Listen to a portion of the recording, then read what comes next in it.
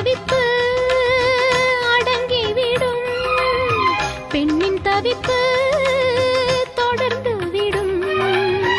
உள்ளம் என்பது உள்ள வரைக்கும் இன்ப துன்பம் எல்லாமே இருவருக்கும். என்னுள்ளே ஏதோ உண்டானது, பெண்ணுள்ளம் இன்று ரெண்டானது. ரெண்டா ஏது ஒன்றுபட்ட போது கண்ணுக்குள் 100 நிலவா, இது ஒரு கனவா? கைக்குட்டை காதல் கடிதம் எழுதிய உறவா? நாணம் விடவில்லை, தொடவில்லை, ஏனோ விட இன்னும் வரவில்லை. ஐயர் வந்து சொல்லும் தேதியில் தான் வார்த்தை வருமா?